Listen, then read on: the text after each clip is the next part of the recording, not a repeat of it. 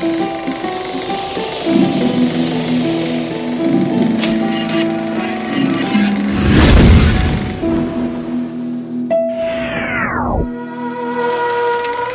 sur table. Une émission proposée par Hype FM.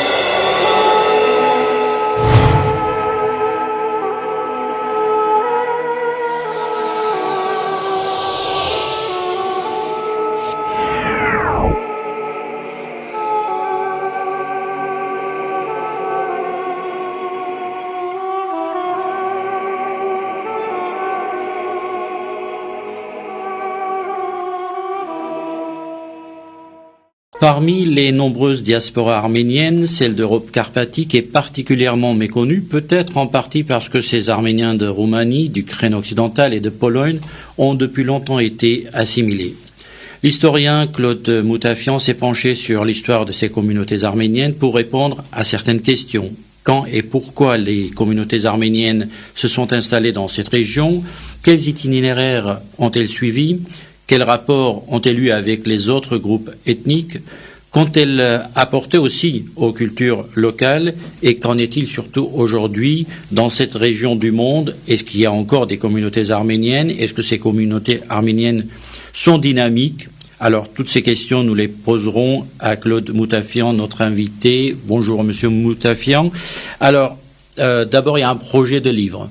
Après l'Arménie du Levant, maintenant, on s'attaque aux Arméniens de cette région, alors qu'on va définir géographiquement, oui. C'est l'Europe, une partie de l'Europe de l'Est, au nord du Danube. Donc, qu'en est-il de ce projet? Quand est-ce qu'il verra le jour? Et de quoi s'agit-il précisément? Oui, alors au départ, c'était pas du tout. D'ailleurs, c'est pas vraiment ma spécialité, cette région et cette période. Mais ça a été une sorte de hasard. Il y avait l'ambassadeur d'Arménie en Roumanie, c'est Hamlet Gasparian, qui a été pendant longtemps attaché culturel ici. Donc je le connais très bien. Et lui, en collaboration avec le musée national de Roumanie, le plus grand musée à Bucarest. En 2012 ou 13, ils ont décidé le principe d'une exposition sur les Arméniens. Le principe. Et Hamlet me l'a proposé. Comme il sait que j'ai déjà fait plusieurs expositions, j'ai hésité parce que c'est pas tellement mon sujet, mais je me suis dit après tout, pourquoi pas? Il faut bien le faire. Donc je me suis lancé, j'ai dit oui. Cela dit, comme j'ai dit à Hamlet, on peut pas se borner à la Roumanie. D'abord parce que les frontières dans cette région ont été tout le temps mouvantes. Mm-hmm. Par exemple, la Roumanie est formée de deux parties, la Moldavie et la Valachie à l'est, qui formaient la Roumanie historique, et puis la Transylvanie à l'ouest, qui était en fait hongroise, qui a été rattachée à la Roumanie seulement en 1918. De même, au nord, ce qu'on appelle la Galicie, la région de Lvov, la ville de Lvov, ça était polonaise pendant des siècles. Maintenant, elle est en Ukraine. Oui. Donc on peut pas faire tout est lié. Et par exemple, l'église arménienne de Roumanie ou de Moldavie, disons, dépendait de Lvov, qui était en Pologne. Donc on peut pas se borner. Alors moi j'ai commencé à faire des listes de choses qu'on peut présenter, mais dans cette optique, les Arméniens, donc vous avez dit en ce que j'appelle en Europe carpatique, c'est-à-dire en Europe de l'Est, au nord du Danube. Oui. J'ai fait des listes. Quels sont les pays concernés pour être précis Alors il y a la Roumanie, c'est au centre, disons, et puis alors au nord l'Ukraine occidentale, qui était l'ancienne dans l'ancienne Pologne, une partie de la Pologne actuelle, la partie donc orientale de la Pologne actuelle, et une partie de la Hongrie actuelle. Alors c'est ça la région géographique. Alors j'envoyais tout au directeur du musée toujours ces listes et tout. Bon, il me disait rien. Bon, je me disais, je continuais à travailler. Et puis, au bout de 2 ans de travail, il me renvoie, ou plutôt il me fait renvoyer par sa secrétaire, la liste avec la moitié rayée. La moitié rayée. Et c'est par hasard, j'ai vérifié qu'est-ce qu'il avait rayé, tout ce qui est hors des frontières actuelles de la Roumanie. Autrement dit, c'était mon projet d'être tombé à l'eau. Alors, j'ai été furieux, il s'est comporté, excusez-moi le terme, comme un porc, vraiment, parce qu'il aurait dû me dire au début. Bon, alors au début, il aurait dû me dire, non, écoutez, moi je veux une exposition sur les Arméniens de Roumanie uniquement. Alors j'aurais dit, écoutez, ça c'est pas moi je suis historien, je peux pas faire trouver un historien de l'art qui vous parle de ce qu'ont fait les Arméniens en Roumanie. Bon, enfin bref, le projet donc est tombé à l'eau. Donc ça se fait pas, cette exposition, parce que bon, ça... Donc là, c'était un projet d'exposition et pas de livre. Ben, avec un livre, avec un catalogue. Oui, avec un catalogue, comme vous avez pu faire à Marseille, par exemple, dans le même esprit. Alors donc, c'est tombé à l'eau, mais du coup, je me suis dit, j'ai quand même travaillé pendant plus de 2 ans là-dessus. Oui. Je me suis dit, après tout, il n'y aura pas d'exposition, mais faisons le catalogue. Le catalogue d'une exposition sans exposition. Mais un catalogue plus large. Voilà. Alors en fait l'idée c'était ça, mais finalement c'est devenu plus qu'un catalogue, quoi. C'est devenu l'idée que j'ai conservée du catalogue, c'est de faire une iconographie extrêmement abondante. Alors, d'abord une question sur les collaborations, parce que pour pouvoir aussi étudier cette région qui est peu étudiée, c'est-à-dire les Arméniens, les communautés de cette région, eh bien, il faut avoir des sources. Est-ce que vous êtes allé dans les archives de ces pays-là? Est-ce qu'il y avait déjà des historiens qui ont fait quelques tentatives? Qu'en est-il des sources? Oui, alors bon, il y avait effectivement par-ci par-là des bribes qui ont été faites. En particulier, un Arménien qui s'appelle Sulen Kolanjan, qui a beaucoup écrit sur le sujet, spécifiquement sur la Roumanie d'ailleurs. Et puis il y a des bribes comme ça, d'à droite à gauche. Alors les sources, il y en a évidemment deux catégories. Il y a d'abord comme vous dites, les archives des différents pays concernés, essentiellement à Lvov, à Varsovie, à Bucarest. Et puis alors les sources arméniennes. Alors les sources arméniennes, il y en a en fait beaucoup. Pourquoi? Parce qu'il y a eu beaucoup de manuscrits des manuscrits arméniens qui ont été copiés et enluminés dans cette région. Beaucoup. Or, vous savez, il y a une spécificité de l'historiographie arménienne, ce qu'on appelle les colophons des manuscrits. Mmh. À chaque fois, le copiste, à la fin d'un manuscrit, il rajoutait 2-3 pages en décrivant à la fois lui, et puis là où il a écrit, et les circonstances dans lesquelles il a écrit. Alors, est-ce que c'est une fausse impression de dire là, dans ce cas-là, ils ont écrit un peu plus que d'habitude, c'est-à-dire dans les autres manuscrits qu'on trouve par ailleurs, parce que vous dites quelque part qu'il y a une approche aussi un peu journalistique du contexte politique de l'époque. Oui, c'est un peu, c'est ce que j'appelle ça du journalisme, ça. Et ça, c'est très spécifique à la culture arménienne, l'importance de ces colophons. D'ailleurs, le terme, j'aime pas beaucoup, on utilisait avant un terme beaucoup plus explicite, on appelait ça le mémorial du manuscrit. Oui. Et c'est beaucoup plus clair, mais bon, maintenant on dit colophon. Mais à l'époque, dans d'autres régions du monde arménien, on mettait sous le règne de tel roi, de tel prince. Toujours. Mais est-ce que c'est le cas aussi pour cette... Toujours, oui, toujours. Alors il y a les noms du roi du pays en question. Et puis toujours le nom du catholicos, souvent le nom du roi d'Arménie aussi, quand c'était encore à l'époque de l'Arménie cilicienne, on mettait aussi le roi d'Arménie, même s'il avait aucun pouvoir là-dessus. Mais surtout les circonstances dans lesquelles ça a été écrit. Et c'était donc c'est des sources absolument extraordinaires. Je vais prendre un exemple. Quand il y a eu on en parlera peut-être tout à l'heure, il y a eu des gros problèmes quand chez les Arméniens en Pologne, quand on a voulu leur imposer le catholicisme, qui a été d'ailleurs effectivement imposé au XVIIIe siècle finalement. Mais il y avait énormément de réticences. Et ça, il y avait donc plusieurs religieux arméniens qui s'étaient convertis au catholicisme et qui, eux, travaillaient pour imposer ça. Très souvent, l'archevêque arménien de Lvov. Alors justement, au niveau des sources, est-ce que vous vous êtes appuyé sur des sources locales du pays pour parler des Arméniens? Oui. Mais est-ce qu'il y a une abondance de... Il y en a. Mais pour revenir là à l'archevêque de Lvov, je vais vous donner un exemple. Il y a à l'époque, il y a un copiste arménien qui a terminé un manuscrit, qui a écrit donc son nom, etc. Et il a dit sous l'épiscopat de quelqu'un dont je refuse de dire le nom. C'est-à-dire le copiste refusait de dire le nom de l'archevêque en question parce que justement il œuvrait pour la conversion des Arméniens au catholicisme. Voilà. Sinon pour les sources, oui, il y en a pas mal. Il y en a pas mal dans les en diverses langues. Heureusement, au Moyen Âge, les officiels dans ces régions étaient en latin. Pourquoi je dis heureusement? Parce que le roumain, on peut comprendre à peu près, mais le polonais, n'en parlons pas, et le hongrois, alors là, c'est la catastrophe. Alors justement, j'allais vous poser la question. Elles sont en latin la plupart. Alors il faut avoir des collaborateurs pour pouvoir déchiffrer un peu ces quand c'est dans les langues locales, oui, ça j'en ai des collaborateurs. Oui. J'ai une collaboratrice à Varsovie, j'en ai une à Lvov, et puis plusieurs à Bucarest. Vous citez quelques arménologues des spécialistes de la culture ou de la langue arménienne. Alors on peut imaginer dès le départ que c'est forcément des Arméniens, parce que souvent on se dit pourquoi quelqu'un d'autre s'intéresserait à une langue ça, qui était à l'époque c'est le complexe arménien, ça. Oui, non, mais je veux dire, à l'époque, aujourd'hui ça peut être encore intéressant, mais à l'époque c'était une langue presque, je voudrais pas utiliser ce terme, mais une langue morte. Où utiliser la langue arménienne?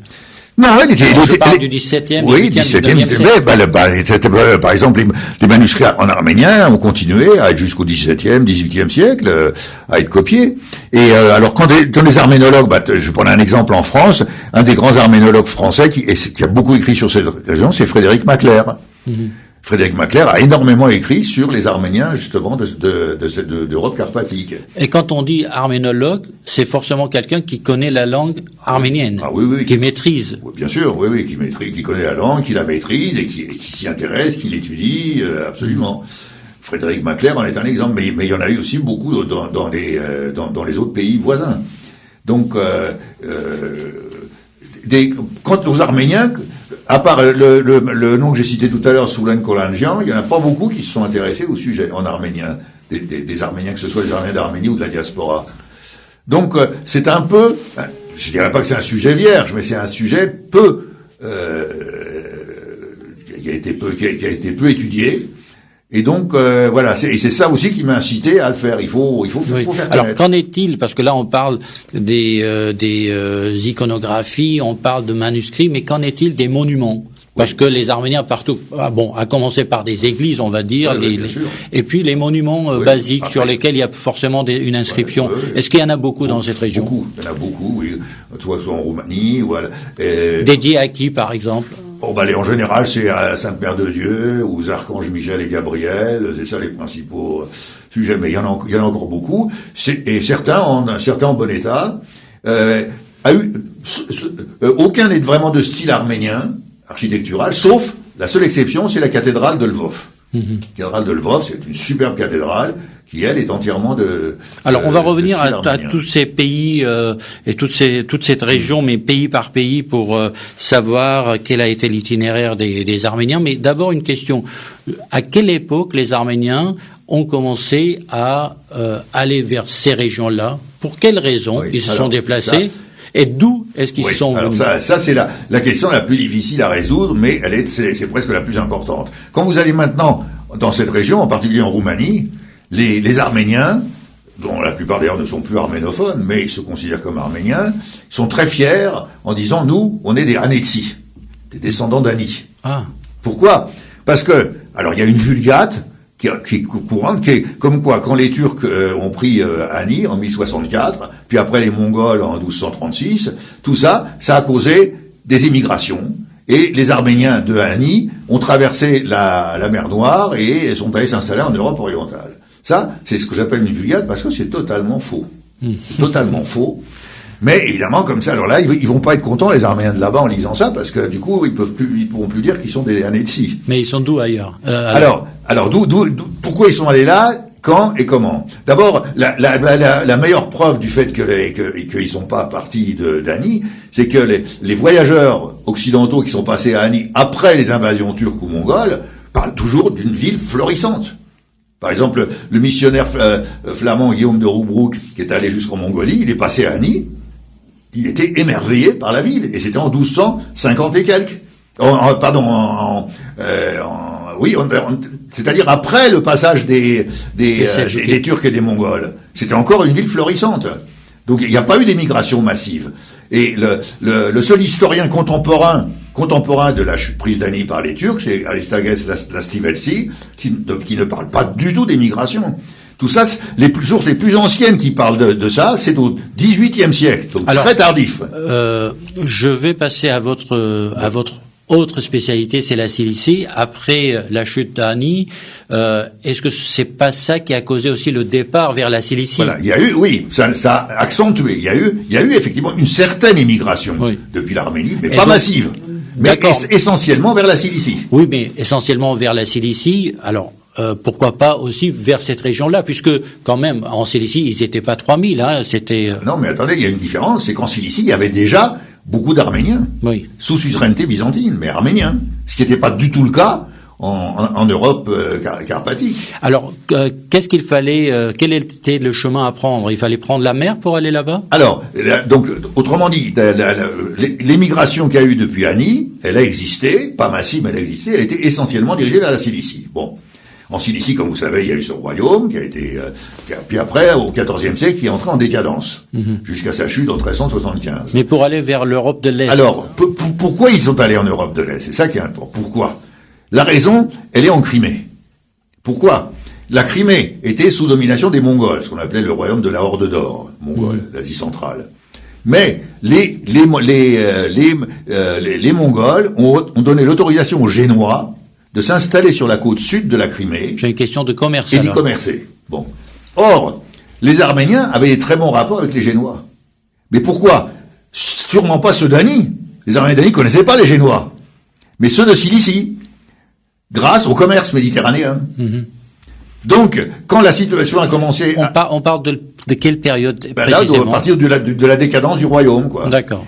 Donc, comme ils connaissaient les Génois, comme les Génois étaient installés en Crimée, eh bien, beaucoup d'Arméniens sont allés s'installer aussi en Crimée. Donc, vous êtes en train de dire que cette immigration, elle date pas du 11e, 12e, 13e siècle, mais un peu plus tard. Oui. Et elle vient de Cilicie. Voilà. Enfin, une partie. Oui. Cela dit, il y a une partie aussi, sont allés à ce moment-là directement d'Arménie, puisqu'il y avait des Arméniens installés en Crimée. Ils sont allés les rejoindre. La Crimée est devenue un fief arménien très important. D'ailleurs, la culture arménienne de Crimée est fameuse. L'école de miniature arménienne de Crimée a été étudiée, elle est extraordinaire. Et il y a des sources génoises qui disent que au XVe siècle, dans la ville de Kaffa, l'actuelle Féodosia, le lieu de naissance d'Aïvazovski, qui était un des grands ports de Crimée, eh bien, les Arméniens formaient la majorité absolue de la population. Et ils avaient, à une époque, jusqu'à une trentaine d'églises dans la ville.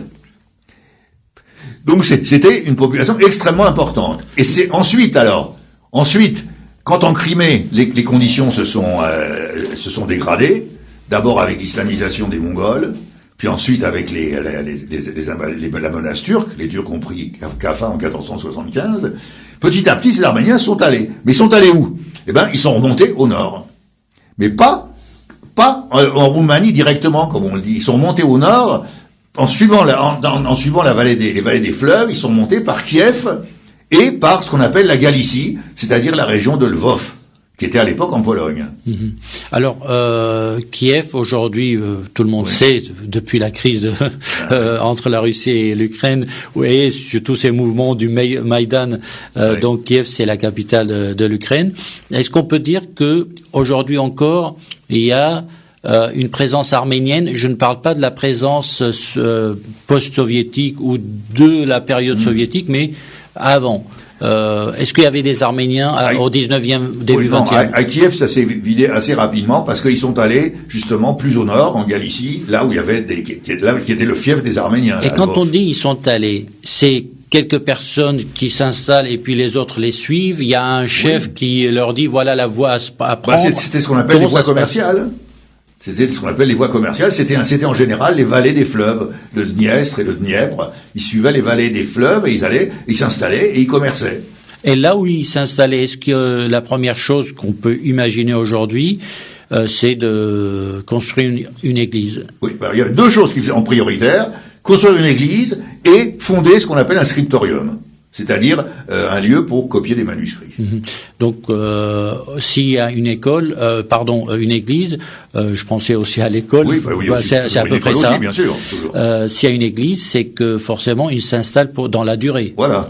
Ouais. Et donc, est-ce que il y a des communautés où il y a eu une église et les gens sont quand même partis et que l'église est passée à d'autres églises catholiques ou d'autres? Oui, c'est arrivé, mais pas les plus importantes. Par exemple, la cathédrale de Lvov a toujours été arménienne. Toujours était arménienne. Et c'était c'était l'archevêché de toute la région. Et durant les siècles qui ont suivi, est-ce que ce mouvement dont on parle souvent entre Madras et Venise jusqu'en Pologne, ce mouvement commercial ou de commerçants arméniens a fait que cette immigration s'est poursuivie vers ces régions-là parce que c'était des routes très importantes pour le commerce international? Oui, tout à fait. Elle s'est poursuivie constamment et elle a été toujours alimentée par des émigrations en provenance soit de Cilicie, soit de Grande Arménie. Elle a toujours été alimentée. Là, c'est comme maintenant les Arméniens. Pourquoi ils vont à Los Angeles? Parce qu'il y a beaucoup d'Arméniens à Los Angeles. Et là, Los Angeles de l'époque, c'était Lvov et toute cette région. Et de là, alors de cette région, après, ils sont descendus vers ce qui est maintenant la Roumanie. Alors, est-ce qu'on peut parler de chiffres quand on dit à cette époque, au XIVe, XVe siècle, par exemple, immigration massive, c'est quoi? C'est 60 000 personnes? Oui, à peu près quelques dizaines de milliers, oui. Mais ça, les chiffres, on peut pas. Non, il n'y a pas de source. On peut faire des évaluations approximatives, mais il n'y a pas vraiment de source là-dessus. Ils se comptaient pas, disons, les gens. Mais enfin, on peut évaluer, oui, à quelques dizaines de milliers, oui. Alors là, on est en train de parler sur le plan religieux d'une zone qui n'est pas touchée par l'islam encore. Oui. En tout cas, à cette époque-là. Quel a été l'accueil? Est-ce que c'est le catholicisme qui règne dans ces régions ou il y a aussi l'Église orthodoxe? Oui, alors il y a les deux. En Pologne, c'est évidemment le catholicisme. Oui. Et de même en Hongrie. Parce que la Hongrie faisait partie de l'Empire autrichien, qui était catholique. Donc en Hongrie et en Pologne, c'était catholicisme. En revanche, en Moldavie, Valachie, c'est-à-dire le cœur de la Roumanie, quoi, l'est de la Roumanie actuelle, ça c'était orthodoxe. Et est-ce que ce sont les frères chrétiens qui arrivaient ou ce sont les concurrents chrétiens qui arrivaient? Il y avait les deux. Il y avait les deux, mais il y avait beaucoup les concurrents. Oui. Alors c'était différent dans les deux cas. En Roumanie, disons dans la Roumanie historique, l'Église orthodoxe a souvent considéré les Arméniens comme des hérétiques, mais n'a jamais réussi à leur imposer la religion. En revanche, en Pologne et en Transylvanie, c'est-à-dire l'est de la Roumanie actuelle, qui est sous domination hongroise, là, il y a eu des luttes extrêmement féroces et le catholicisme a été imposé, finalement, au XVIIIe siècle, dans ces régions. Mais pas en Roumanie historique. Donc il y a eu deux blocs. Cela dit, il y a quelque chose de très intéressant en Roumanie historique, ça se passe à peu près ce qu'on appelle l'an 1000. L'an 1000 pour les Arméniens, c'est 1551, puisque le calendrier commence en 551. Oui. En 1551, il y a eu des persécutions extrêmement violentes de la part de l'Église orthodoxe contre les Arméniens. Dans quelle zone précisément? Alors justement dans ce que j'appelle la Roumanie historique, c'est-à-dire l'est de la Roumanie actuelle, Moldavie, surtout la Moldavie. Et là, ce qui est intéressant, c'est qu'il y avait des prémices à ça. Pourquoi? On trouve, alors dans le nord de la Roumanie, c'est la région qu'on appelle la Bucovine, au nord de la Moldavie, il y a beaucoup de monastères, très célèbres. Et dans ces monastères, donc de cette époque, du milieu du XVIe siècle, il y a des fresques du jugement dernier. Dans le jugement dernier, il y a toujours les damnés qui sont emmenés à l'enfer, conduits par Moïse. Et c'est qui ces damnés? J'ai trouvé 5 monastères où dans les damnés, il y a toujours évidemment les Hébreux, les Turcs, les Tatars et les Arméniens. Les Arméniens elles sont encore là ces fresques. Hein. J'ai les reproductions d'ailleurs, je les ai mises dans le livre. Les Arméniens sont considérés, donc, autrement dit, il y avait déjà le terrain favorable aux persécutions. Vous voyez, regardez, ils sont damnés. Alors, pourquoi ils sont damnés? De leur religion, parce qu'ils sont considérés comme des schismatiques. Parce qu'ils ont l'Église apostolique arménienne qui est considérée comme schismatique, comme partout où domine l'orthodoxie ou le catholicisme. Vous avez une partie qui concerne la présence catholique ou la catholicisation des Arméniens. Oui. Vous disiez tout à l'heure qu'il y avait des prêtres de l'Église arménienne qui se sont convertis au catholicisme. Oui, pourquoi ça a commencé par les prêtres? C'était le travail des missionnaires catholiques. C'était la même chose en Cilicie. Les missionnaires catholiques ont converti certains prêtres, et même, il y en a une fois, ils ont réussi au XVIIIe siècle à convertir un catholicos, Melchisédek. Oui. Qui a voulu lui imposer. Alors, il y a eu des heurts constants avec la population, mais finalement, ils ont réussi.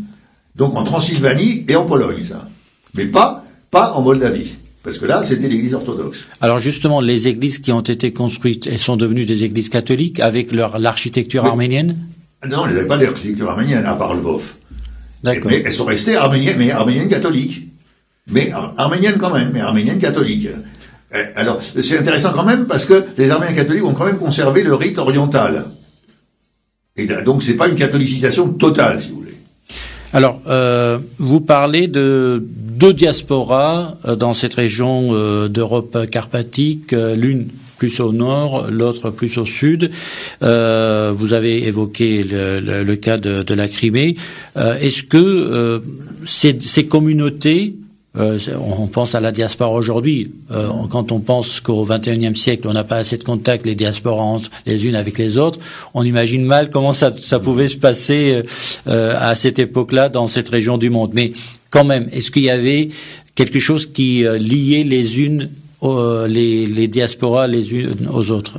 Oui, d'abord jusqu'au XVIIe siècle, jusqu'à la catholicisation, c'était l'Église apostolique arménienne partout, et ça créait le lien, forcément. Il y avait la langue et la religion, comme toujours, qu'on le veuille ou non. C'est la langue et la religion. Alors après, évidemment, quand il y a eu la catholicisation, là, ça a créé une brèche, dans les Arméniens. Et dans les régions qui ont été catholicisées, si j'ose dire, eh bien petit à petit, la langue arménienne et même la culture, petit à petit, ont diminué jusqu'à disparaître presque complètement,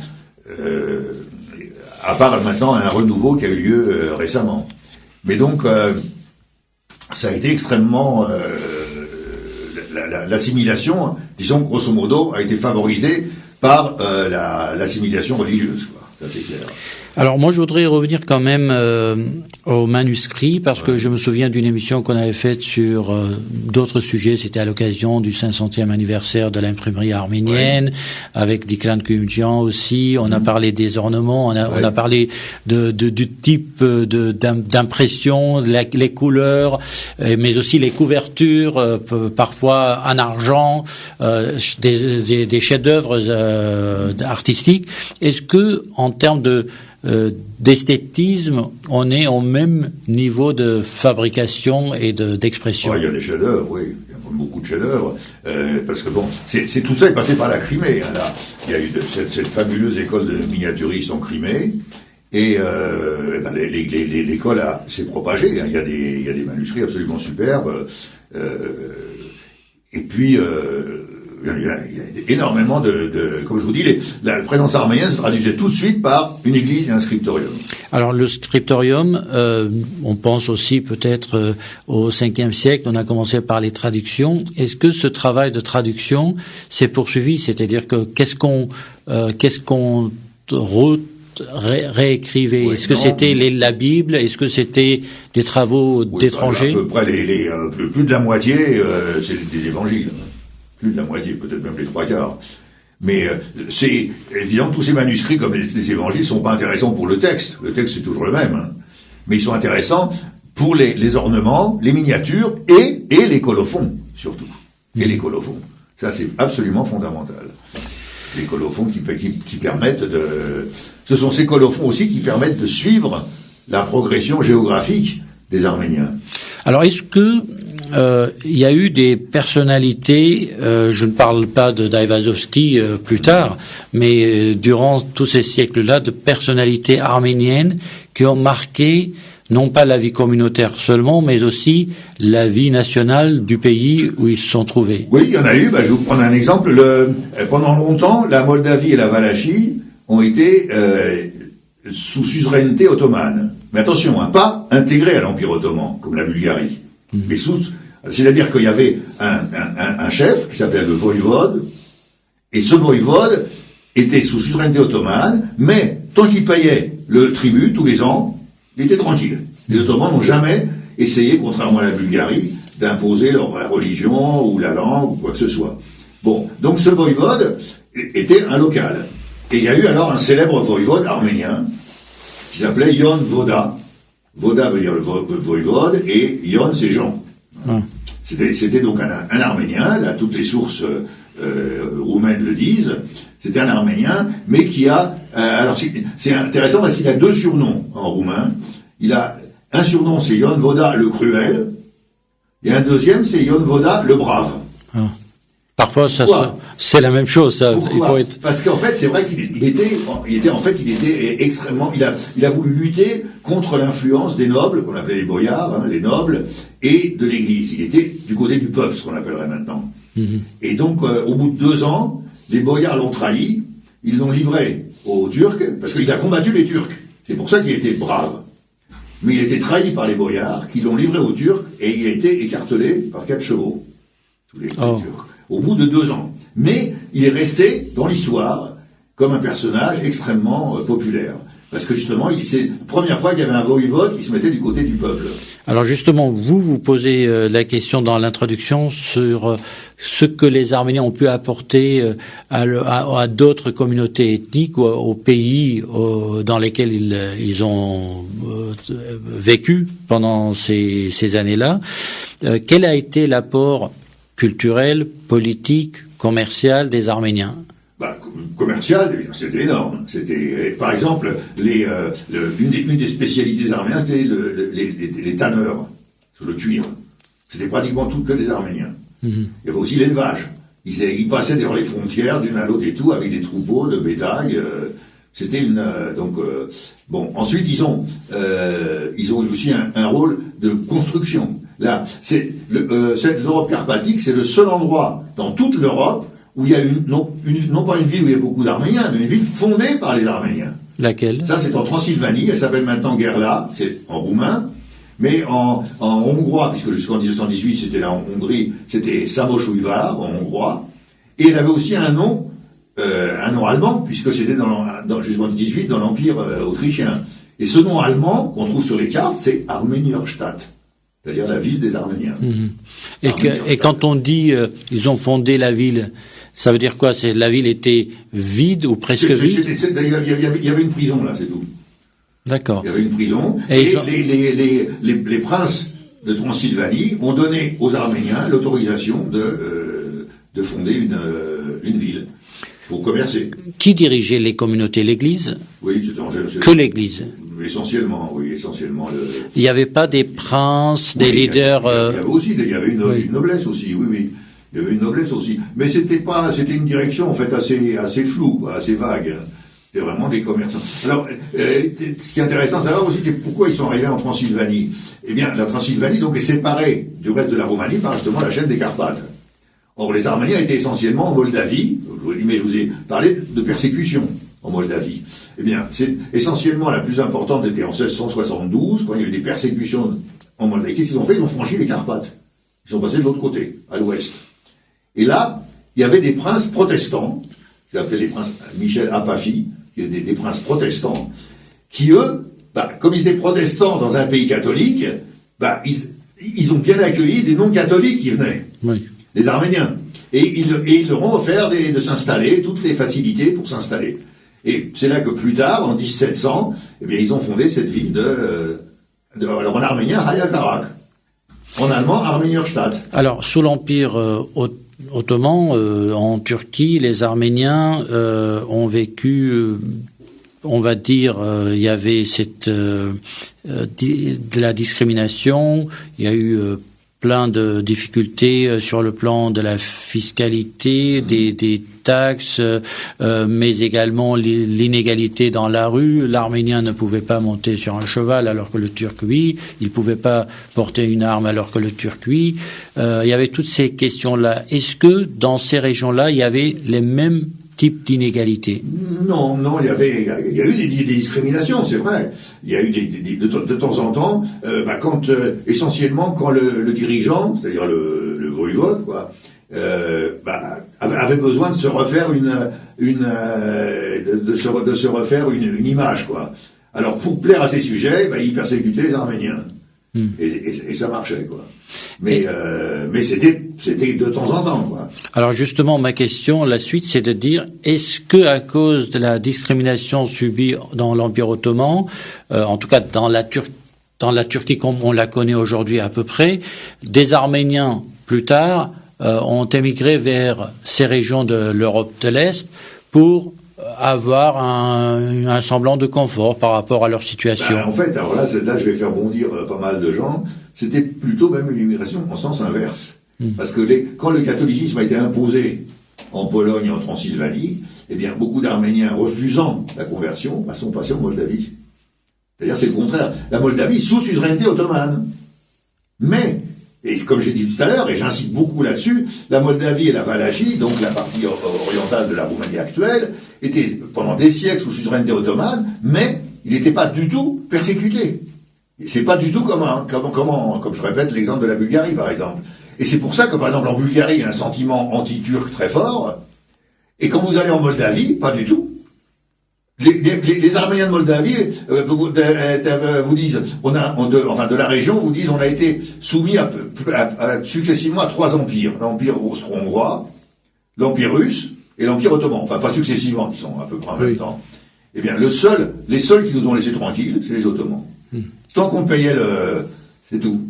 Parce qu'il n'y avait pas d'histoire non plus géopolitique, on va dire, pour l'Empire ottoman, très importante dans cette... Pour eux, c'était des États vassaux, voilà, mais qu'on laissait tranquilles tant qu'ils payaient. Et c'est pour ça que, moi j'ai été très frappé quand la première fois que je suis allé un peu, j'ai visité à Bucarest et tout, vous avez, devant le grand théâtre, vous avez une statue d'Atatürk. C'est quand même assez sidéré, qu'est-ce que Atatürk vient faire là-dedans? Et ben, c'est là qu'ils m'ont expliqué que finalement, ils ont des meilleurs souvenirs de la domination ottomane que de la domination autrichienne ou russe. Alors, ces Arméniens qui venaient, selon certains, d'Ani, selon d'autres, de Cilicie, alors quel arménien parlait-il? L'arménien oriental ou occidental? De toute façon, à Ani, on parlait quel arménien? En tout cas, là-bas, ils parlaient arménien occidental, et c'est clair, comment on le sait, ça? On le sait quand il y a des patronymes qui sont transcrits dans la langue locale.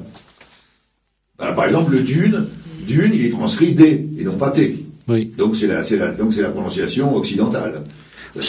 Oui, c'est une question de prononciation, mais est-ce que cette transcription était déjà à l'époque ou ça a été fait plus tard? Non, ça a été à l'époque. On le voit dans les colophons. Les colophons c'est en arménien. Ils sont essentiellement en arménien classique, mais en kodapal, mais il y en a aussi en arménien vulgaire, disons, et c'est l'arménien occidental. Alors, comment se fait-il qu'on parle de plusieurs centaines de milliers d'Arméniens, cette région prise dans un paquet global, on va dire, ces Arméniens ont fondu, ces communautés ont fondu.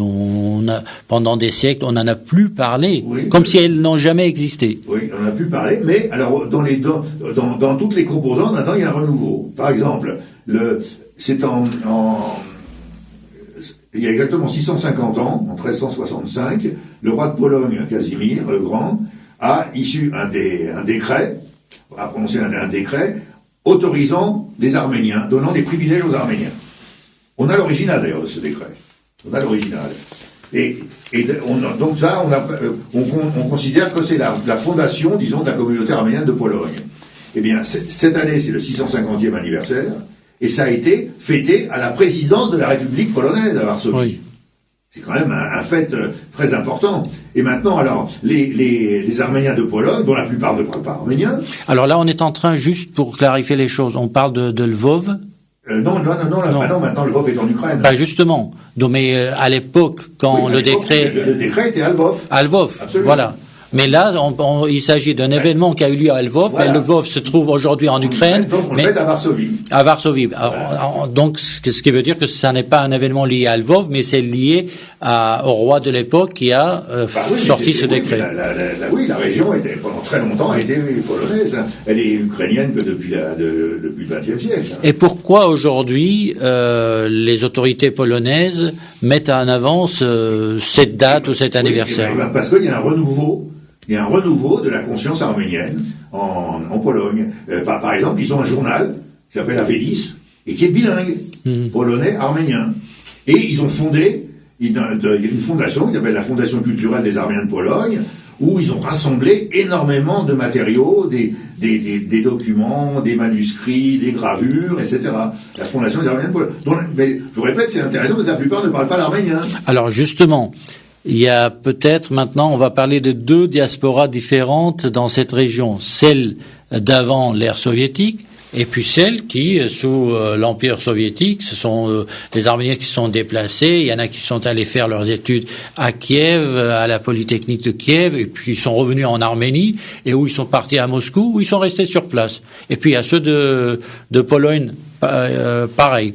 Donc, est-ce que ces gens-là qui vivent ce renouveau, ce sont les descendants des anciennes diasporas arménienne de cette région, ou ce sont les Arméniens de l'Empire soviétique, donc très liés à la culture, à l'histoire arménienne, et qui partent dans ce renouveau du sentiment identitaire. Non, la plupart, c'est les descendants des anciens. Et la meilleure preuve, c'est qu'ils ont à peu près tous des noms polonisés. Donc, c'est pas des Arméniens venus de non soviétiques qui auraient le nom arménien. Et qu'est-ce qui se passe dans leur conscience? Je donne un exemple, par exemple, là, celle qui s'occupe, je la connais très bien, de la Fondation des culturels arméniens de Pologne, elle s'appelle Monika Agopsowicz. Agopsowicz, c'est évidemment Agopian, qui a été transformé. Et à peu près tous ont des noms comme ça, polonisés. Mais donc il y a ce renouveau, et puis surtout, ce qui est intéressant, c'est que ce renouveau disons, s'est étendu à beaucoup de scientifiques polonais non arméniens. Un des plus importants, qui s'appelle Stopka, Krzysztof Stopka, qui est un spécialiste, lui, de la langue, ce qu'on appelle l'arméno-kiptchak. C'est-à-dire? Alors l'arméno-kiptchak, qu'est-ce que c'est? Quand les Arméniens étaient en Crimée, la population majoritaire en Crimée, c'était des Turcomans, qu'on appelle, un rameau, disons, des Turcs, qu'on appelait les Comans ou les Kiptchaks. Et les Arméniens, comme toujours, ils gardent l'arménien, mais ils prennent aussi la langue dominante du pays. Or, le Kiptchak n'était pas écrit. Et c'est les Arméniens qui l'ont écrit, avec des lettres arméniennes. Et maintenant, il y a plusieurs milliers de feuilles manuscrites de ce qu'on appelle arméno-kiptchak. Et ce scientifique, Krzysztof Stopka, c'est le grand spécialiste. Mais il connaît pas l'arménien. C'est très intéressant parce que quand vous croyez de l'arméno-kiptchak sur lettre arménienne, il vous lit ça et il le traduit immédiatement. Quand c'est de l'arménien, il le lit puisque c'est les mêmes lettres, mais il comprend pas. C'est assez curieux. Oui. Alors, il va s'y mettre à l'arménien. Si on fait une comparaison avec des régions de la Russie actuelle, vers la Sibérie, il y a des concentrations d'Arméniens. Je ne parle pas de ceux qui sont partis d'Arménie il y a 5 ans. Je parle des communautés anciennes de Russie, ou à Krasnodar ou ailleurs. Il y en a qui portent des noms russifiés. Il y en a qui ne parlent plus l'arménien. Mais là encore, il y a un renouveau. Parce que il y a quand même cette conscience d'appartenir à une nation, etc. Comment se traduit cette prise de conscience identitaire en Pologne ou en Ukraine ou en Roumanie aujourd'hui? Se traduit par un regroupement, disons, de ceux qui se considèrent comme arméniens, même s'ils ne parlent pas, et leur activité culturelle, et en essayant justement par exemple, à l'occasion de ce 650e anniversaire, il y a eu un colloque, moi j'y étais, à Varsovie, pour fêter ça. Et les intervenants, la plupart n'étaient pas arméniens. C'était donc des Polonais non arméniens, mais qui s'intéressaient l'un à l'architecture arménienne, l'autre à la miniature, l'autre à l'histoire, etc. Donc ça et il y a eu un phénomène parallèle en Roumanie. C'est dans les années 1920, a été créé en Roumanie ce qu'on appelle l'Union des Arméniens de Roumanie, qui au départ était faite pour accueillir les orphelins rescapés du génocide, mais qui après, et jusqu'à maintenant, a une activité culturelle extrêmement importante. Elle a un musée, qui est en fatère de l'église, bien sûr, et elle a une maison d'édition, à Ararat, et elle publie un mensuel, Norliank, qui est bilingue, roumain-arménien. Et à la tête de cette union, il y a un personnage assez célèbre, c'est Varoujan Voskanian, qui a été ministre de l'économie de Roumanie, et qui maintenant est sénateur, et donc a un rôle politique aussi extrêmement important, et c'est lui qui dirige... Qui est aussi l'auteur du livre Le Murmure du silence. Le livre des murmures. Les murmures, tout simplement. Oui. Ou c'était le murmure du silence? Non, le livre. Ah, d'accord. Et qu'on a accueilli ici à IPFM. Voilà. Qui a été traduit d'ailleurs en je ne sais pas combien de langues. Plusieurs langues. Et lui, entre parenthèses, lui parle parfaitement l'arménien. Comment ça se fait? C'est ses parents qui lui ont appris. C'était des phénomènes, c'était des rescapés du génocide. Attention, il n'est pas des familles qui sont déplacées là au Moyen-Âge. Lui, c'est récent, donc Alors, ses parents sont des rescapés du génocide, donc lui ont appris l'arménien. Alors, il y a un autre Varoujan qui aussi est dans la politique en Roumanie. Alors lui, c'est Varoujan Pambouchan, qui lui, alors, est député, mais à la Chambre des députés, au Parlement, il est le chef du groupe des minorités, de toutes les minorités.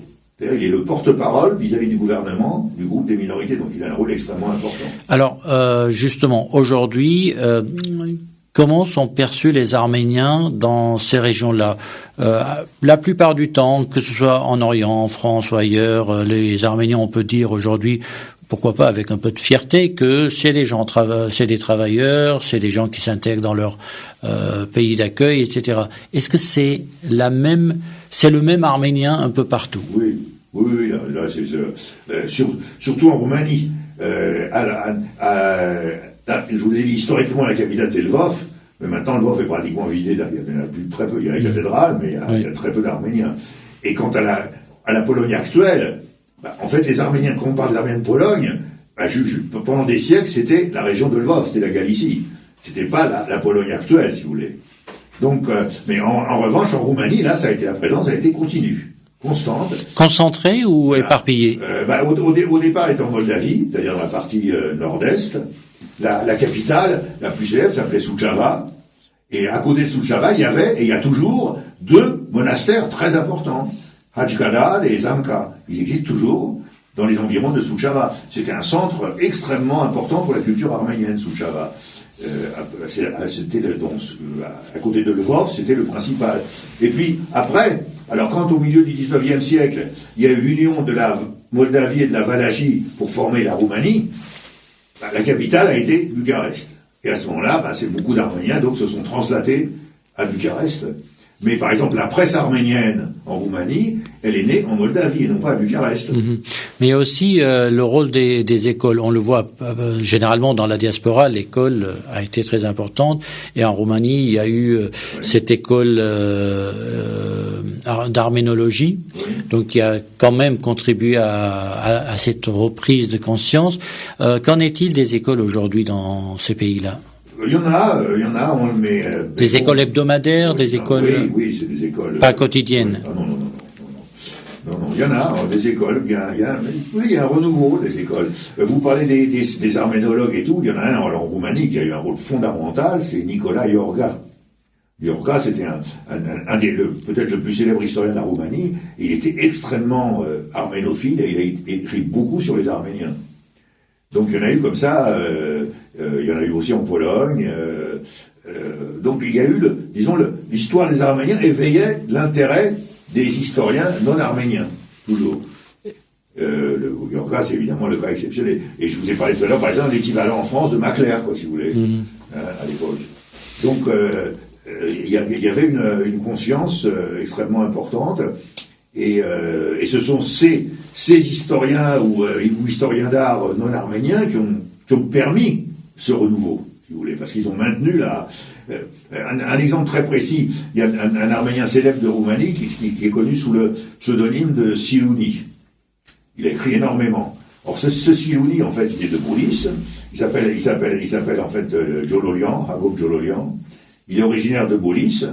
Et il est allé ensuite de Boulis en 21 ou 22, il est allé en Roumanie pour porter un diplôme, une récompense à Iorga. Iorga s'est pris d'amitié pour lui et il l'a persuadé de rester en Roumanie, de s'installer en Roumanie. Et alors il connaissait le turc, le roumain, l'arménien, le français. Et il a eu un rôle extrêmement important. Moi, j'ai vu dans les archives nationales de Roumanie énormément d'œuvres, même des œuvres non publiées, de Silouni. Et bien, Silouni, c'est, si je peux dire, là, il doit ça à Iorga. Vous voyez, donc l'importance de ces historiens et intellectuels non arméniens. Alors, une question un peu... j'allais dire abstraite, mais un peu plus large. La sympathie à l'égard des Arméniens dans ces régions-là. Est-ce que on considère les Arméniens aujourd'hui encore, comme ça a été le cas à l'époque, parce que c'était les concurrents apostoliques d'une église un peu hérétique pour certains, est-ce qu'aujourd'hui les Arméniens sont considérés, respectés, il y a une sympathie à leur égard, ou ça reste quand même des gens qui créent de la jalousie? Non. À l'heure actuelle, il y a plutôt une sympathie La preuve, c'est que même si le projet d'exposition est capoté, c'est quand même le directeur du musée et d'ailleurs c'est lui qui, avec Ahmed Gasparian, ils ont pris la décision à deux, mais le directeur du musée a toujours dit à Ahmed Gasparian, je veux qu'on montre l'apport des Arméniens. Et ça, c'est un non-arménien qui dit ça.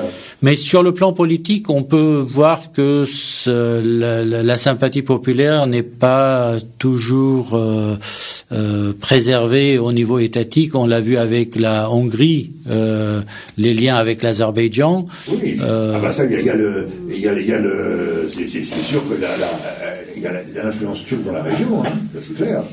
Aussi en Pologne, on voit que sur le plan des alliances, malgré la sympathie populaire, quand on est dans le camp russe et que les Polonais sont politiquement parlant anti-russes, eh bien ça peut aussi engendrer des clashs indirects avec l'Arménie.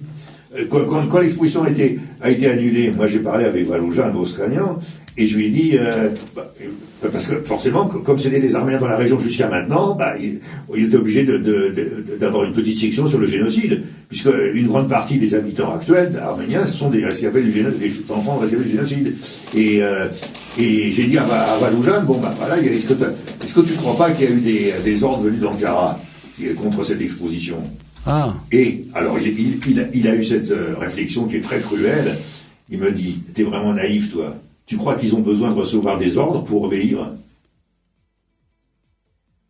Et ça veut dire quoi? Ça veut dire qu'ils savent que ça va déplaire aux Turcs, et ils prennent l'initiative eux-mêmes.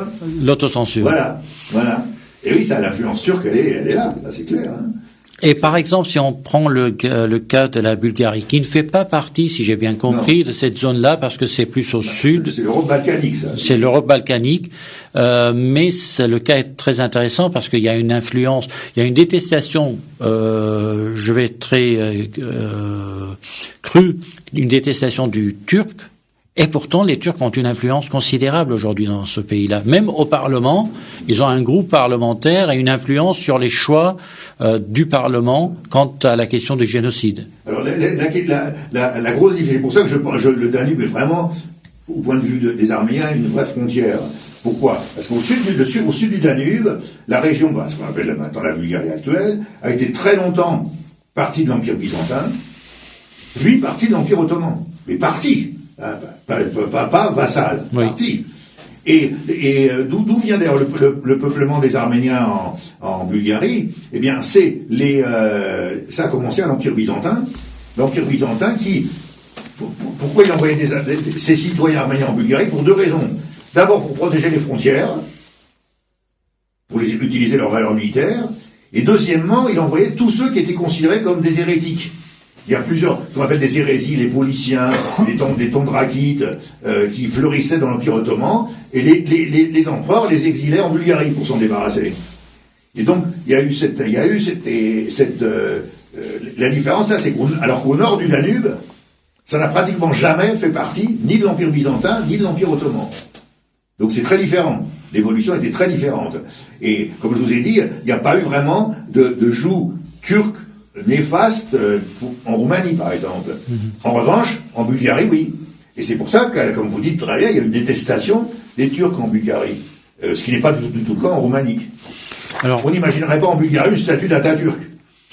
Je montre pour ceux qui nous suivent aussi en direct à cet instant et qui nous suivront aussi parce que comme nos auditeurs le savent déjà, nous sommes en direct sur Facebook, sur le compte Armen Azadian, si vous y allez, mais surtout à partir de lundi, vous retrouverez notre émission comme chaque semaine de Cartes sur table en vidéo. Donc ça c'est la géographie de la région. Et je vois aussi que en Roumanie, il y a une ville qui s'appelle Arménopolis. C'est ça, c'est la ville dont on parlait. Voilà. Arménopolis, en allemand, en arménien Hayakarag, en latin Arménopolis, et en allemand Arménie-Urstadt. C'est la seule ville, comme je vous ai dit, fondée par les Arméniens. Alors, Claude Moutafian, ce livre dont on parle, de l'Ararat aux Carpates, donc l'histoire des Arméniens au Moyen Âge. Pas seulement au Moyen Âge, jusqu'à l'époque actuelle, mais bon, le départ, on va dire, était au Moyen Âge. À peu près 300 pages. Oui, alors c'est environ 300 pages. Alors là, j'ai une chance, c'est que quand j'ai proposé le projet à l'éditeur Les Belles Lettres, qui avait publié mon livre précédent, L'Arménie du Levant, et avec lequel j'avais de très bonnes relations, bien, la directrice l'a accepté. Donc ça va apparaître aux Belles Lettres, normalement en avril. Il faut que je remette tout mi-janvier, pour que ça paraisse en avril. Toujours avec le même style, l'esthétisme, parce que il faut le dire et rappeler nos auditeurs que L'Arménie du Levant, c'est un très beau livre, non seulement dans son contenu, mais aussi dans sa forme, parce que c'est ce qu'on appelle les beaux livres, en quelque sorte. Oui. Alors là, la différence, c'est qu'en celui-là, l'iconographie est incluse dans le texte. Oui. Et elle sert au texte. Par exemple, un exemple très précis, quand je veux parler des colophons de manuscrits, bon, c'est écrit en collapale, et plutôt que de dire, voilà, dans tel manuscrit, on lit telle chose, je montre la photo du manuscrit. Et je mets la traduction en dessous. Et ça, c'est quelque chose qui a enthousiasmé la directrice des Belles Lettres. Elle m'a dit, c'est beau, on voit le manuscrit, on voit le parchemin, on voit le grain du parchemin. Alors sinon, je profite de l'occasion pour dire que heureusement j'ai eu des aides, en particulier pour lire ces colophons, parce que moi, j'ai jamais appris le collapage, je le connais un peu, mais pas beaucoup. Mais heureusement... Donc le collapage étant l'arménien classique... L'arménien classique, avec lesquels les colophons sont écrits. Mais heureusement, j'ai l'aide de la meilleure spécialiste de collapage, c'est Agnès Ouzounian, qui m'aide depuis 10 ans déjà, depuis l'exposition de Marseille, et elle vient régulièrement, et je note, moi, tous les endroits où j'ai des difficultés, et elle me résout tous les problèmes. Puisqu'on est dans les aides, je voudrais aussi signaler l'aide, vous avez montré une carte tout à l'heure, c'est toujours là aussi mon ami cartographe, Eric Fandlov, avec lequel on a travaillé, il y a une quinzaine de cartes dans le livre, toutes faites en collaboration avec lui, et une aide extrêmement importante, c'est alors à la fois un photographe, un Arménien du Liban, mais qui vit au Canada, Relay Bazé Khachelian, mais qui fait des photos absolument fabuleuses, quoi. Et en particulier, par exemple, tous les manuscrits. Alors, moi, je lui envoie récemment, j'ai envoyé, il était en Italie, j'ai envoyé à Vienne pour photographier, j'ai donné une liste de manuscrits à photographier avec les pages et tout. Et il a fait tout ça, il me l'a envoyé, c'est fabuleux. Et là, il m'en a fait beaucoup au Matin de l'Anne. Et là, il retourne en Arménie à la fin du mois, et j'ai encore toute une liste d'une vingtaine de manuscrits du Matin de l'Anne, dont il va m'envoyer les photos. Et je crois que la directrice des Belles Lettres, elle a tout de suite vu la qualité de ces photos. Alors, donc voilà, avec ces trois, c'est vraiment fondamentalement ces trois aides inestimables que j'ai. Les deux premières étant des aides d'ailleurs depuis longtemps. Alors, les Arméniens ou l'Arménie du Levant, ça peut intéresser un public très large, non seulement des Arméniens, mais toute personne curieuse de l'histoire, etc. Mais l'histoire des Arméniens de l'Ararat aux Carpates, à votre avis, ça intéressera qui ? Ça intéressera, d'abord, normalement, ça devrait intéresser directement tous les Arméniens, parce que c'est une page très importante et peu connue de l'histoire des Arméniens. Ça intéressera beaucoup, d'ailleurs je vois bien quand j'en parle dans les pays concernés, quand j'y vais, tous me disent alors ça va sortir quand et tout, ça les intéresse beaucoup. Et puis ça peut intéresser. Regardez par exemple Frédéric Macler, pourquoi il s'est intéressé à l'arménien et tout, c'est pas oui, mais pour les académiciens, on peut comprendre cette curiosité. Et puis ne serait-ce que la qualité des images aussi. Toutes ces miniatures par exemple, c'est quelque chose qui plaît à tout le monde, ça. Pas seulement aux Arméniens. Aussi les historiens de l'art. Oui, absolument. Oui. Donc ça peut intéresser, à mon avis, ça peut intéresser un public assez large, contrairement à ce qu'on pourrait supposer, mais beaucoup, et j'insiste, grâce à l'arme que constitue l'iconographie. Alors vous donnez aussi quelques explications techniques, par exemple concernant la translittération. Et là, justement, tout à l'heure, vous avez évoqué l'arménien oriental et occidental. Si c'est de l'occidental, donc c'est la raison pour laquelle la lettre d'une est écrite en D et non pas en T. C'est-à-dire que pour faire clair pour nos auditeurs, aujourd'hui, ce qui est écrit en arménien oriental, en Arménie, eh bien, quand on va dire Daniel en français, en arménien c'est Taniel, mais qui est lu Daniel en Arménie, mais en diaspora est lu Taniel. Donc c'est très important pour les non-initiés de savoir pourquoi vous avez fait chez soi. J'explique ça dans la préface. Le problème, c'est que, comme je vous ai dit, là, sur place, les Arméniens parlaient toujours l'arménien occidental, la prononciation occidentale aussi. Mais les colophons sont écrits en kolapal, en arménien classique. Et l'arménien classique, c'est la prononciation de l'arménien oriental actuel. Oui. Donc, il y a une ambiguïté. Alors, j'explique dans la préface, on peut pas faire d'une règle absolue. Par exemple, dans l'Arménie du Levant, j'avais pris la prononciation du kolapa, donc de l'Arménie orientale, systématiquement, parce que c'est au Moyen-Âge. Mm-hmm. Là, je peux pas, puisque les gens parlent en arménien occidental. Donc, il y a des fois... Alors, et pourtant, pour l'Arménie du Levant, c'était l'histoire de la Cilicie, où les gens parlaient l'arménien occidental. Oriental encore. Oui, ça commençait, l'occidental commençait à pénétrer. Oui. Mais quand même, c'était la prononciation orientale. Donc ça me gênait pas. Ici, c'est plus gênant. Alors, ce que j'explique dans la préface, c'est qu'il n'y a pas de règle absolue. Ma seule règle, c'est que quand je parle, par exemple, d'un colophon ou d'une inscription, il faut que ce soit homogène. C'est-à-dire entièrement en prononciation occidentale ou entièrement en prononciation orientale. C'est tout. Alors, quel est le prochain projet de Claude Moutafian? Ou peut-être que vous êtes en train de travailler dessus déjà? Il y a il y a plusieurs projets. D'abord, je suis embarqué avec Raymond Kevorkian et Ralout Bezjian, qui est un muséographe, pour ressusciter le musée arménien de Jérusalem, qui est fermé depuis une dizaine d'années. Ça va poser des problèmes en ce moment. Voilà, exactement. Bon. Et puis alors, il y a un projet que j'ai depuis de longues dates, mais à chaque fois ça se coupe parce que j'ai autre chose à faire. C'est d'expliquer, ça aussi c'est quelque chose qu'on a assez peu fait, c'est que sont devenus les Arméniens de Cilicie après la chute du royaume. Ah oui. Ouais. Et là, j'ai énormément de documents que j'ai amassés là-dessus, mais qu'il faudrait que je m'y mette, il faudrait que j'ai le temps de m'y mettre sans faire autre chose, quoi. Alors, donnez-nous quelques notions déjà, où sont allés, parce que après 1915, après 1375. Oui, justement, après 1915 ou 1919, etc., ceux qui sont restés en Cilicie, on sait où ils sont allés à peu près. Mais entre le 15e siècle et le 20e siècle, qu'est-ce qui s'est passé? Beaucoup sont restés. Beaucoup sont restés. Et d'ailleurs, j'appelle ça, j'ai pas encore le livre, mais j'ai le titre. La Cilicie arménienne, la Cilicie arménienne après l'Arménie cilicienne. Ah. Et donc, arabisé, non, voilà, pas assimilé. Alors, quelles sont les sources, là? Les sources, il y a toujours des colophons de manuscrits, bien sûr, mais il y en a beaucoup moins que pour la période de l'État. Mais, on a des sources essentielles, c'est les récits des voyageurs européens. Parce qu'il ne faut pas oublier que la Cilicie, c'est sur la route de Constantinople à Jérusalem. Ah, justement, puisque vous parlez de Jérusalem, et puisque vous avez aussi un projet par rapport à Jérusalem, le ministère des Affaires étrangères d'Arménie, dans sa déclaration, par rapport à cette annonce de Donald Trump, il dit, Edouard Nalbandian, il dit, c'est une ville aussi arménienne, parce qu'on est les gardiens, nous aussi, des lieux saints de cette ville. Que va-t-il se passer avec votre projet? Parce que, alors, dites-nous un peu plus sur ce projet, parce qu'il y a aussi beaucoup de manuscrits. C'est une source de manuscrits très importante après le Madenataran. Peut-être c'est la deuxième source, non? Tout à fait. À Jérusalem, et pourtant... De toute façon, même plus généralement, je dirais que en dehors de l'Arménie, en dehors de la République d'Arménie, l'endroit où il y a le plus de trésors culturels arméniens, c'est Jérusalem.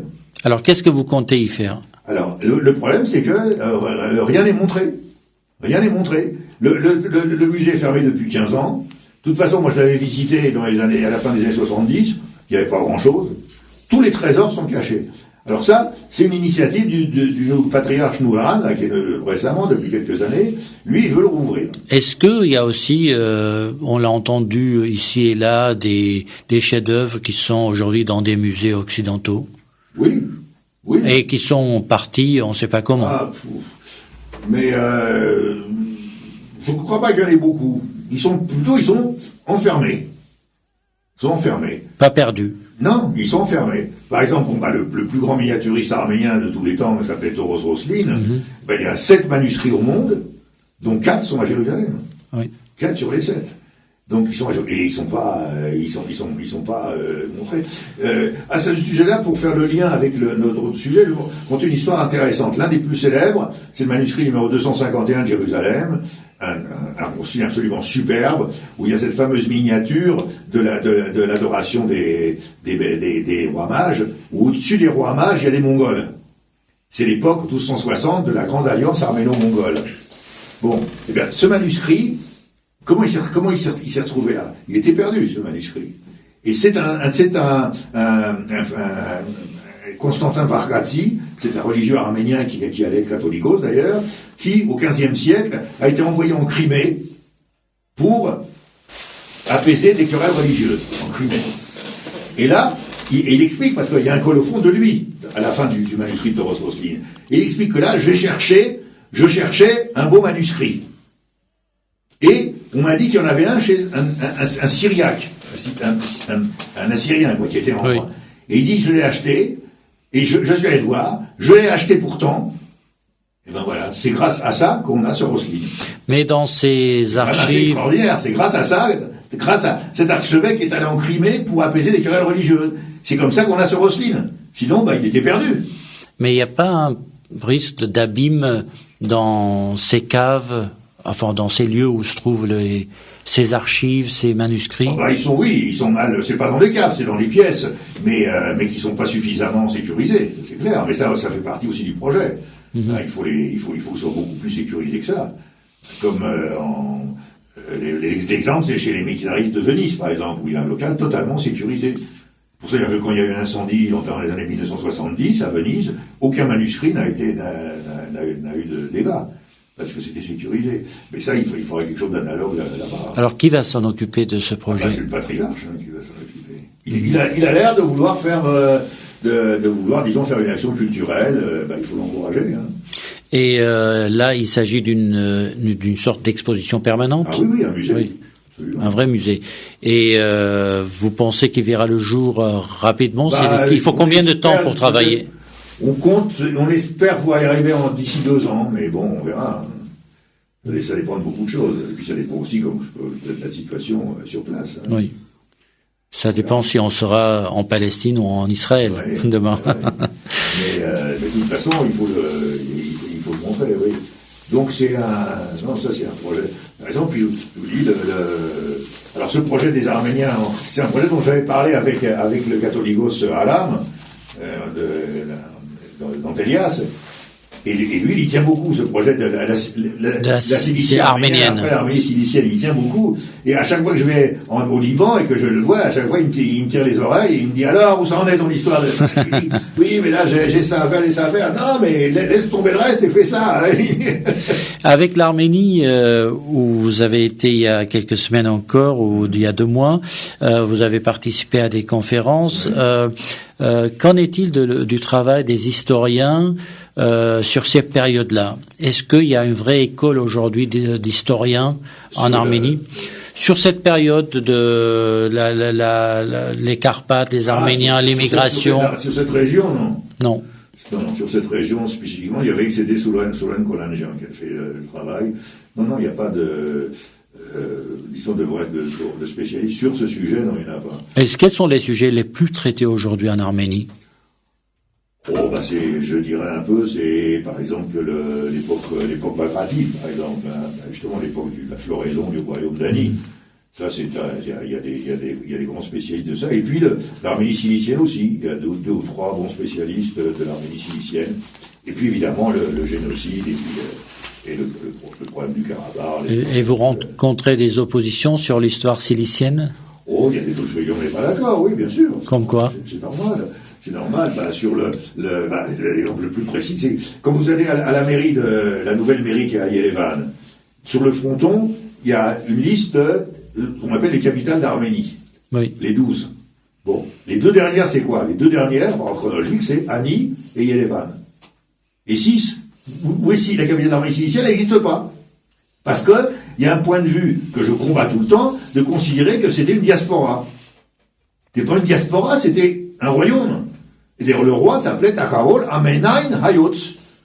Non pas de tous les Arméniens, mais en Kolaba, c'est roi de toute l'Arménie. Oui. Le Haïk étant la région d'Arménie. Roi de toute l'Arménie. Et quand un scribe terminait un manuscrit, que ce soit à Ani ou ailleurs, enfin en Grande Arménie, eh bien, il mettait toujours sous la royauté de... Et j'ai eu l'occasion de dire pour tout à l'heure aussi, quand un copiste terminait un manuscrit en Roumanie ou en Pologne ou quoi, avant 1375, eh ben, il mettait toujours sous la royauté de... Alors que le roi siégeait à 6, bien loin. Oui. Mais il le considérait comme son roi. Alors nous, tous les mardis matins, nous avons une émission, les capitales de l'Arménie. Alors évidemment, tout le monde, et vous avez raison de le mentionner, pense que les capitales, c'est les 12 capitales. D'ailleurs, pendant votre exposition aussi, le débat a eu lieu sur combien de capitales. Et nous allons terminer la série des capitales par 6 pour montrer que 6, c'est aussi une capitale arménienne. Et même si géographiquement aujourd'hui, on sent qu'il y a une distance, mais c'était dans un royaume arménien. Barrer 6 comme la liste des capitales, ça veut dire barrer l'armée cilicienne comme la considérer comme une diaspora. C'est grotesque. C'est-à-dire que les Azerbaïdjanais aujourd'hui, ils ont pris le dolmen. Alors on ne sait pas si ça leur appartient et l'UNESCO leur a accordé ça. Et nous, on a une capitale Ani, on la laisse tomber facilement. 6, pardon. C'était pareil avec les tapis. On a fait une émission encore il y a quelques semaines pour dire que les Azerbaïdjanais, ils s'approprient les tapis arméniens fabriqués durant des siècles en Artsakh. Et nous, voilà, on a des richesses qu'on abandonne comme ça facilement. Merci Claude Moutafian pour cette histoire des Arméniens de l'Ararat. Alors c'est pas finalement de l'Ararat aux Carpates, contrairement à votre livre, c'est de la Cilicie aux Carpates. Il y a eu aussi, j'ai dit, les passages directs aussi. Oui. Hein. Il y en a eu 2. Non, parce que je donne la carte d'ailleurs des différentes routes. Il y en a eu 2. Et de toute façon, même en Cilicie, ils sont partis de l'Ararat, de toute façon en Cilicie aussi. Oui, non, mais je veux dire, votre titre, il crée une sorte d'ambiguïté en pensant que les Arméniens sont partis de l'Ararat vers les Carpates, alors que c'était plus large que ça géographiquement. Ils sont partis quand même de l'Ararat. Hein. Il y a eu les 2 routes, soit de l'Ararat à la Cilicie, puis de là à Crimée et aux Carpates, soit, alors, au contraire, en contournant la mer Noire de l'autre côté, de l'Ararat. Mais ça vient quand même de l'Ararat. Merci beaucoup. Et donc, je vous dis à la prochaine pour un autre sujet sur l'histoire. Merci, chers auditeurs. À la prochaine. Au revoir.